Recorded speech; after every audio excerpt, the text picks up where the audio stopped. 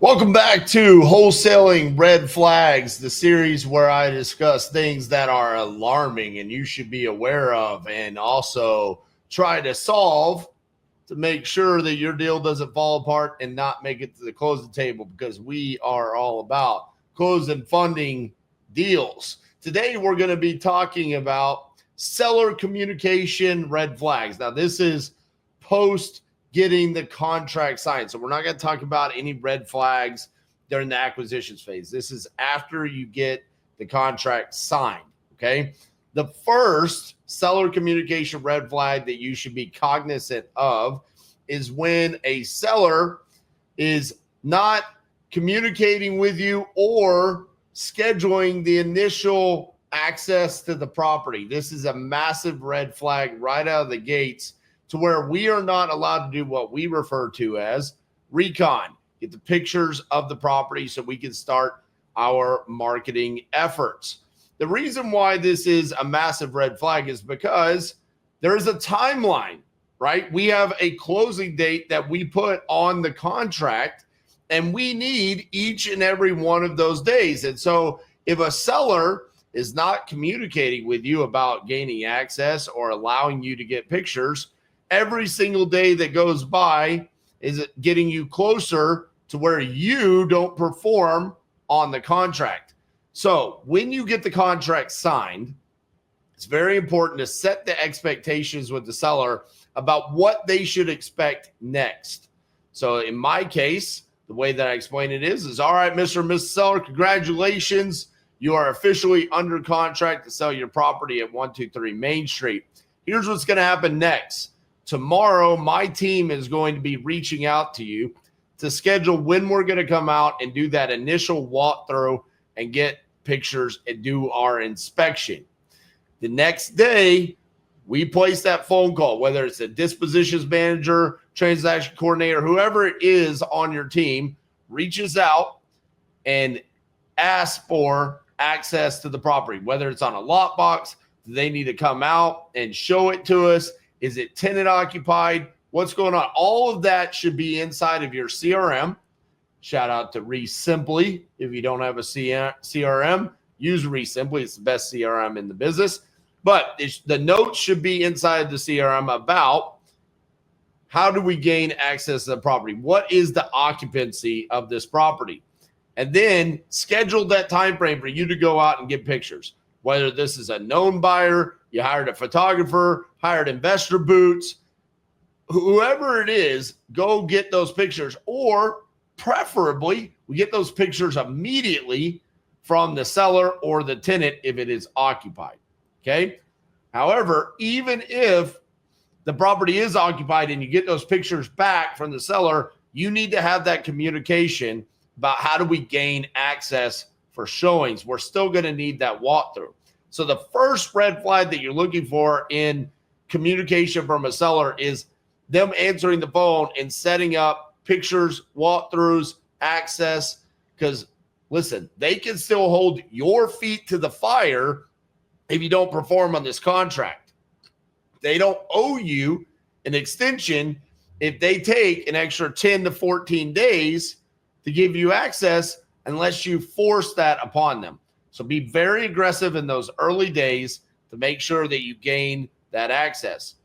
The next red flag in regards to seller communication is with the title company. So the way that we handle transaction coordination with the sellers is the moment that we get that signed contract, we are then sending a templated email to the title company, CCing in the seller and explaining to the title company, here's what's going to be taking place.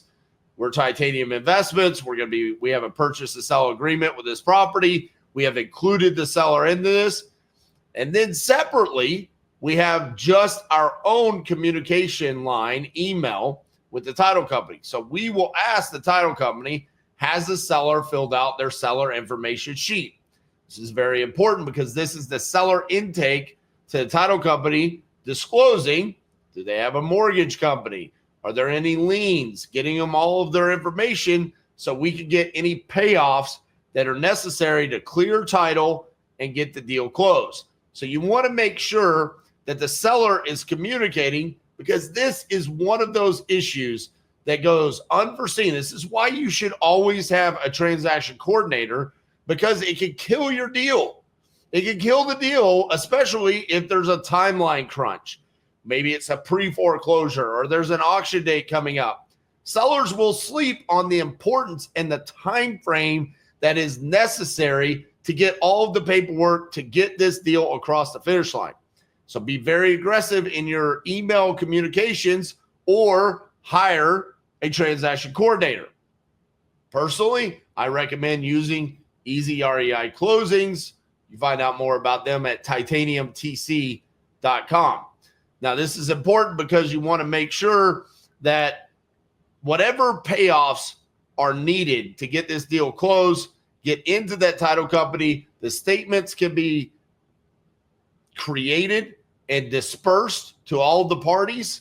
We just had a closing that got delayed by a couple of days because the seller was not communicating with the title company.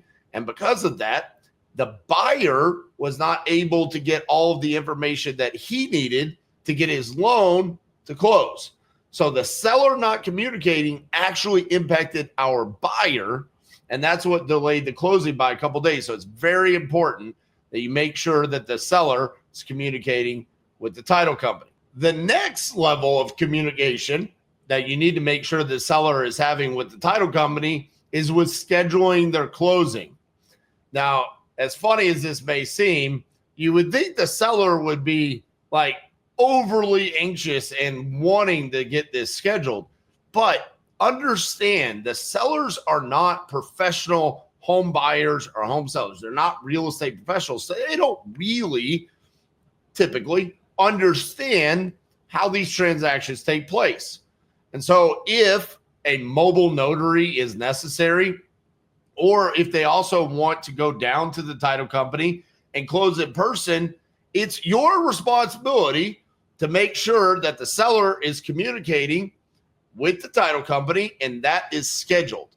If you think that the title company is going to take care of that for you, there's going to come a time and a date where you are sorely mistaken and that's not handled, and your deal, your money is going to be on the line. So make sure to communicate with the title company. Has the seller been scheduled? What time is that? How are they closing? Is it with a mobile notary? Are they closing inside of your office? What time is that? And then also follow up. Make sure, hey, day of closing, is still everything good with the seller? Hey, seller, are you still good to close with the title company? Do you understand what's taking place here? And then post the scheduled time that they were supposed to sign, follow up and make sure that that actually took place. Again, be overly aggressive with your communication and making sure that the seller is always communicating. They are not the professional in this transaction. You are, and your money's on the line. So stay on top of all of the seller communications to the title company. All right, last and certainly not least, but just to wrap up this video on seller communication, it's vitally important for you to make sure that the seller is constantly communicating with you throughout the entire transaction.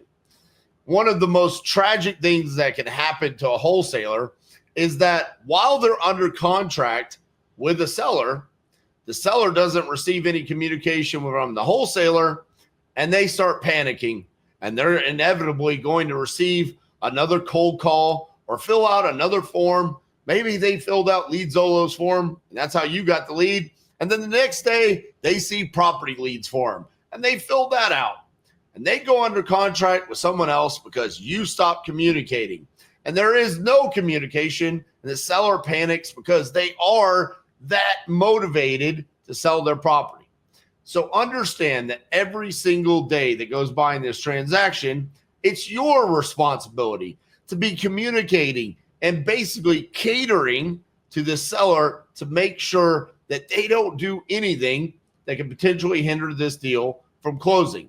Keep them updated about what's taking place.